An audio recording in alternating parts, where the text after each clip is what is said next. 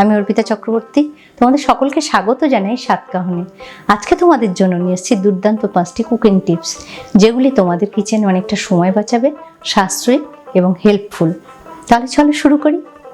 Mushroom বাজার থেকে আনার পরে অনেক বালি মাটি থাকে, তো এইগুলো পরিষ্কার করার কয়েকটা কৌশল তোমাদেরকে বলবো। মাশরুম একটু ময়দা দিয়ে আর অল্প একটু জল দিয়ে একটু কচলে নেব। তাতে কি হবে, গায়ে যে বালি আর মাটিটা আছে সেটা উঠে যাবে। জাস্ট একটু জলের ছিটে দেব। এবার যদি আস্তে আস্তে ঘষে নিই, তাহলে বালি মাটিটা যেমন চলে যাবে আর গাটাও পরিষ্কার হয়ে যাবে। তারপরে পরিষ্কার জলে আমি এগুলোকে ধুয়ে নেব। এভাবে করে করে ঘষে ঘষে নেব আস্তে আস্তে।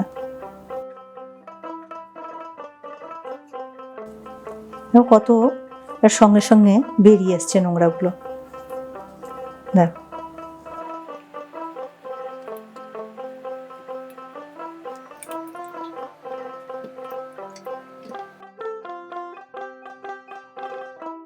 একদম পরিষ্কার হয়ে গেছে।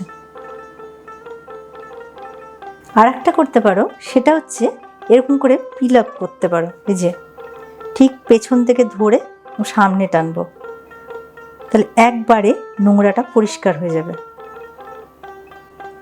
পুরো মাশরুমটা দেখো কত সুন্দর পরিষ্কার হয়ে গেছে। পুরো বালি আর মাটিটা একবারে পরিষ্কার হয়ে বেরিয়ে গেছে। উচ্ছে বা করলা তেতো ভাবের জন্য অনেকে পছন্দ করেন না, আবার বাচ্চারাও খেতে চায় না। উচ্ছে কাটার পরে এবারে এই উচ্ছেগুলোকে নুন আর জলে চুবিয়ে রেখে দেব, তাহলে অনেকটাই তেতো ভাবটা কমে যাবে।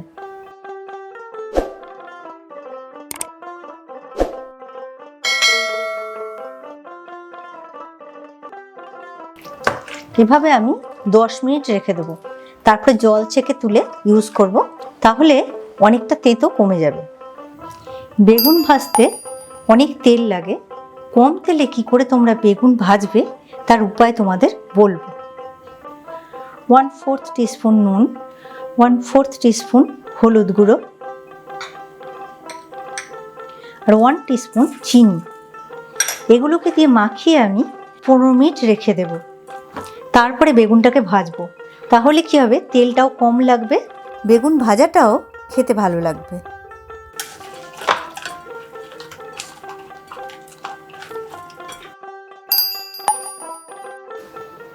ঢেঁড়সের ল্যালপা ভাবটা কাটানোর জন্য একটা সহজ ট্রিক অ্যাপ্লাই করতে পারো।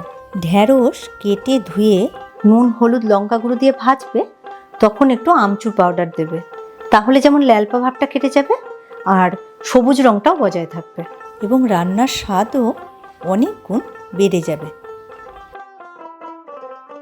কুমড়ো খুব তাড়াতাড়ি পচতে শুরু করে, আর বর্ষার সময় তো পচে যায় অনেকটাই।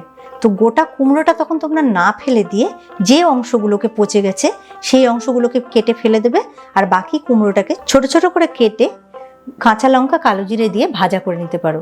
যেমন খেতে ভালো লাগবে, তেমন নষ্টও হবে না। এই টিপস অ্যান্ড ট্রিক্সগুলো অবশ্যই ট্রাই করবে, তাহলে তোমাদের কিচেনে অনেকটা হেল্পফুল হবে এবং সাশ্রয়ী। আর যদি কোনো টিপস অ্যান্ড ট্রিক্স দেখতে চাও নতুন, সেটাও কমেন্ট করে জানাবে।